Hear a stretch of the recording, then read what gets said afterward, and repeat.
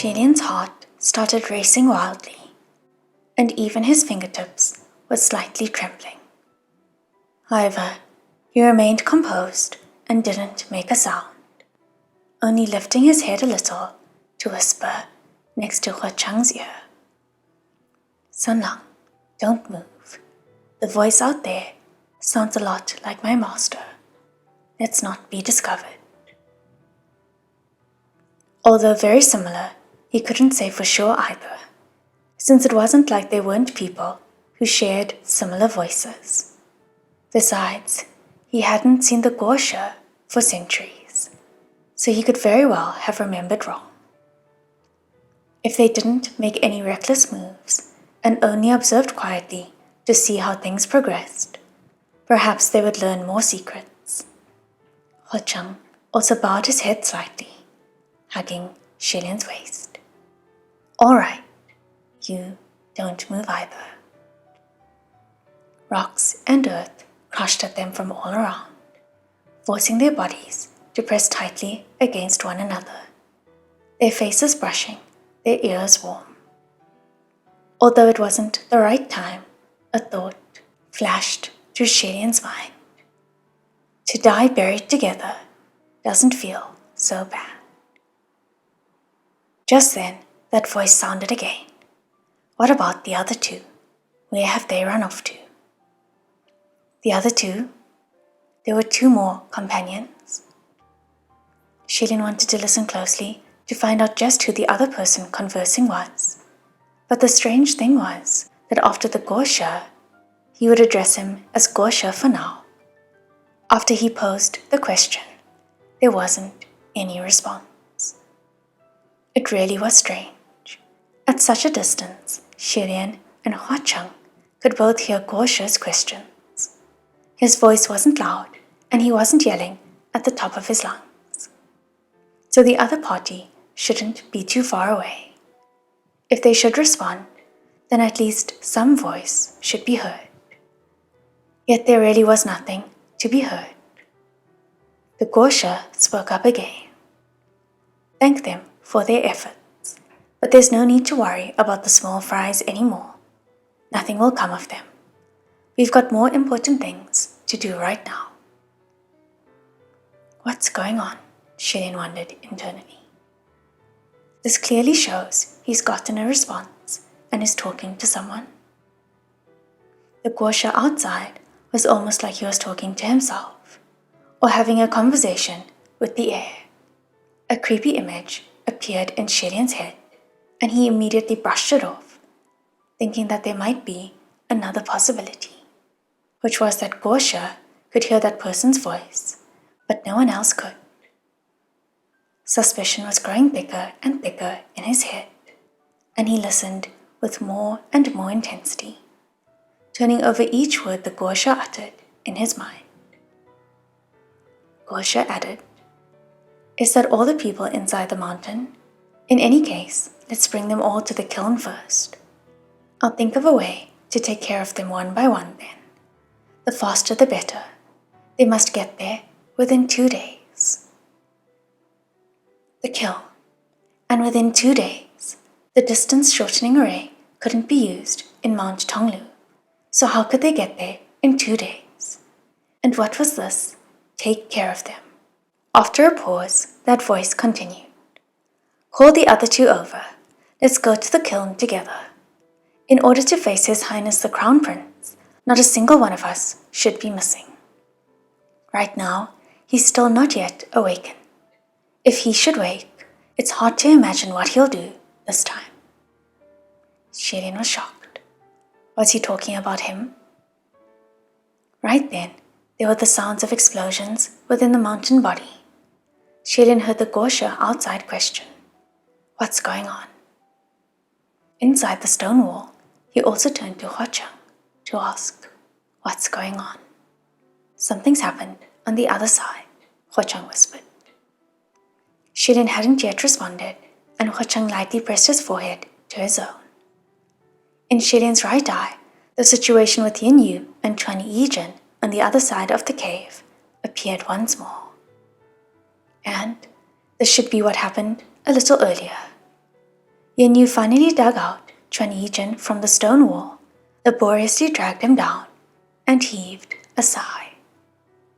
Yet, unexpectedly, the unconscious Chuan Yijin suddenly leapt to his feet and pulled the mask off of Yin Yu's face. Chuan Yijin was actually only pretending to have fainted earlier. Now that Shilin thought about it, Chuan Yijin would be extremely familiar with Yin Yu's habit of pacing when he was thinking, the way he spoke, his strength when he hit. Perhaps the moment Yin Yu's shovel was swinging down his way, he had already known who was behind the mask. It was just that it was inconceivable that there'd come a day when someone like Chuan Yijin would know how to use deception.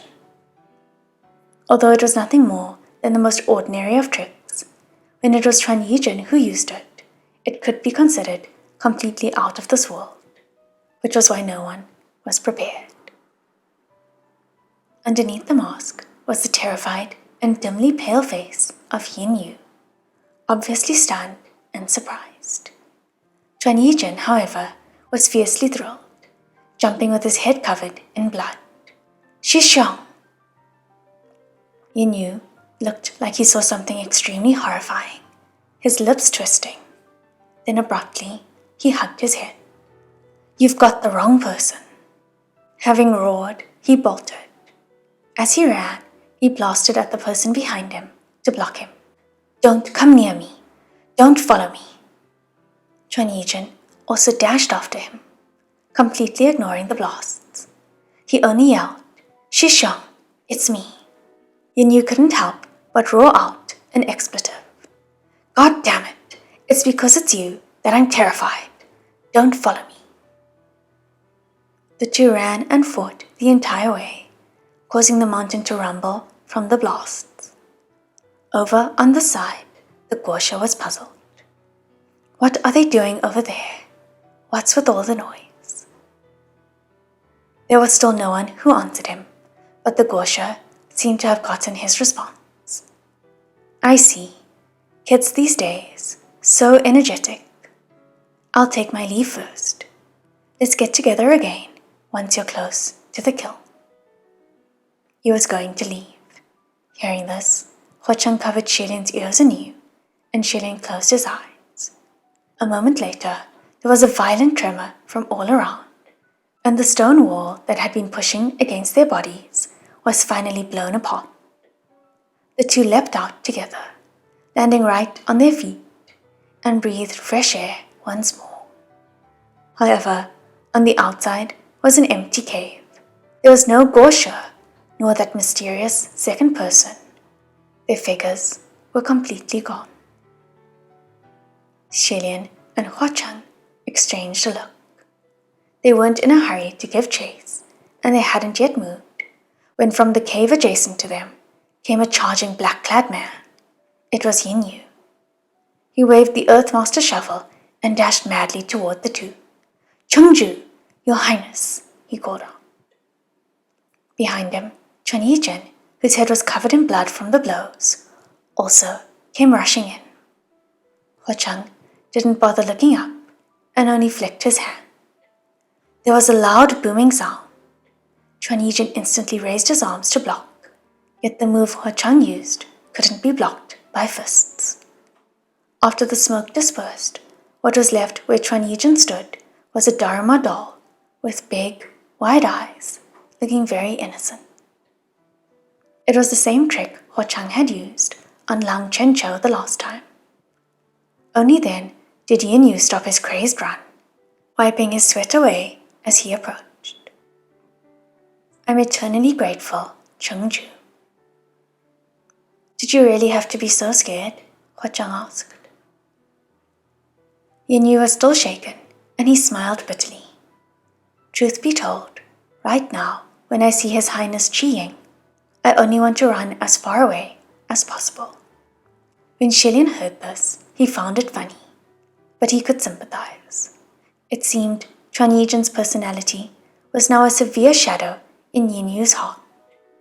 The Dharma doll was still on the ground, wide-eyed as it swayed heavily back and forth without anyone caring. Xilian felt pity for it and was about to pick it up when suddenly he felt the ground shake, his body falling over along with the tremors, almost shaking harder than that Dharma doll. He quickly steadied himself. What's going on? Earthquake? Although Xilian didn't need help, Huochang still held his arm to help steady him and turned to Yin Yu. Open a tunnel and go out to take a look. Yin Yu recovered extremely fast and acknowledged, Yes, sir. Then he picked up his Earthmaster shovel and rapidly and concisely dug out a hole in a small amount of time. Sunlight from the outside shone through. When Yin Yu took a look, surprise filled his face. Xilian asked, Your Highness Yin Yu, is it an earthquake or is the mountain collapsing? It's neither, Yin Yu answered. This mountain spirit, it's running. Running? Xilian and Huochang exchanged a look and both ran up to look outside the mountain spirit. It really was running. Outside the body of the mountain, all the scenery, all the landscapes were rapidly speeding behind them, almost reduced to nothing but colorful streaks. It was like they were riding a fast-running horse carriage, or like they were sitting on the shoulders of a giant running wild. Hills, rivers, fields, forests, they were all trampled beneath the feet of this mountain spirit, crushed to make way. Whooshing whirlwinds blew in from the hole. Their hair and ribbon bands all started dancing in the air. Yin Yu remarked, By the speed of this run, it'll probably take only 2 days to reach the kill. 2 days? Hearing this, it dawned on Xilian. No wonder they couldn't hear the responding voice of the other person. And no wonder the Guoshi requested for the other to bring them to the kiln within 2 days. Because at the time, the Guoshi wasn't talking to another person. He was talking to this mountain spirit. Huochang must have also figured it out. Just as well, he said. Borrowing its strength, we won't need to walk so slowly anymore. Once we're there, that person outside the stone wall will show himself again. We'll know what he wants then. Xilian, however, was looking somber. Huochang noticed. He asked, Gogo, what's wrong? What did he mean, not yet awakened? Xilian asked. That voice earlier had said, right now, he's still not yet awakened. If he should wake, it's hard to imagine what he will do this time. Xilian said, If that man really was my master, and he was talking about me, then what did he mean by all of that? Gogo, don't think too much right now, Huochang said.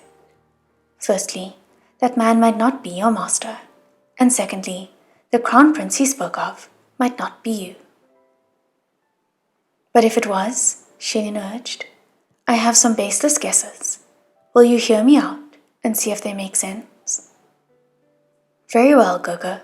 Do tell, Huochang said. Xilian started. Assuming that the man is my master, the 3 mountains, old age, sickness, and death, have birth missing. He can communicate with the mountain spirits. He's a person, but the one conversing with him is a mountain spirit. In their conversation, they mentioned the other 2, and it might be the other 2 mountain spirits. There are 4 of them. I was thinking, do these 3 mountain spirits all possess human consciousness? Or perhaps they were transformed from people from the beginning, and Guoshi was the birth who never appeared. He was thinking more and more, his heart beating rapidly in his chest, and he continued. Mount Tonglu used to be part of the kingdom of Wuyang. Birth, old age, sickness, death. They are a set of 4. Coincidentally, the crown prince of Wuyang also had 4 guardian deputies, and there were also 4 Guoshi who taught me when I grew up in Shenle. Do countries typically have that many Guoshi? I didn't think anything of it in the past, but now I realize there's normally not that many. Do you think that this is a coincidence? Or is there a deeper meaning in all of this? Huacheng replied, there's no deeper meaning. Maybe it just so happens that there's 4. Aren't the 4 famous sites also 4? There weren't 4 in the 4 calamities, so one had to be forced in its ranks. However, Tian was still following his train of thought. But if it's true that my 4 masters were the 4 guardian deputies of the Crown Prince of Wuyang, why did they come to Shenle to become Guoshi of Shenle? Why did they come to teach me? Is there something about me that I myself wasn't aware of? Could it be that I'm actually... He was going off like someone possessed, and Huacheng gripped his shoulders, speaking with conviction. It's not possible. I can swear you are you. You are not anyone else. Trust me. Don't read too much into things and imagine what's not there. Other than his parents, Guoshi was someone Tian was the closest and most familiar with. Although Guoshi often dismissed him and was often reserved because he was wary of Tian's position, overall, he was a good teacher. To suddenly discover that he might not know someone he thought he was familiar with was something that would easily confound the heart. Huacheng softened his voice. All right, Gogo, think back carefully. What was the Guoshi of Shenle's background? Tian mulled over the question. I'm not sure. Really, he actually couldn't remember where his master came from. Humming for a moment, Tian said, Guoshi was Guoshi before I was born. I only know that he was called Mei Nianqing, but needless to say, that must be a fake name. I've also thought this before in the past. Guoshi is such an incredible character. How come he didn't descend? If that was him just now, then the years he spent in this world must be many more than I have. We'll take care of things as they come, Huacheng said. Remember that if anything should happen, I'm here. I will always be on your side. Tian stared at him, stunned and speechless. A moment later, a small smile appeared on his face. Yanniu's sense of presence was already faint, and since he didn't speak the whole time, he was practically forgotten. Only now did he speak up. Chengju, do we need to go find the others? They'd come out, but who knows in which corner Pei-Ming and the others were being digested by the mountain spirit after having been swallowed. Tian quickly replied, Yes, let's go find them together. Please wait, Your Highness Yanniu. Your Highness, there's no need to call me Your Highness. I'm not a heavenly official of the upper court anymore, Yanniu said. Tian smiled. Then you can just call me by my name too. No need to be so polite. I also haven't been a crown prince in a long time. Yanniu glanced at Huacheng, who was standing next to Tian, and hastily replied, I daren't. I shouldn't. I can't. What's the concern? Tian said. He took a couple of steps out, ready to pick up Chuan Yizhen, the Dharma doll, when a figure suddenly dropped from the sky and fell heavily before him, the sound of bones cracking loud and crisp in the air.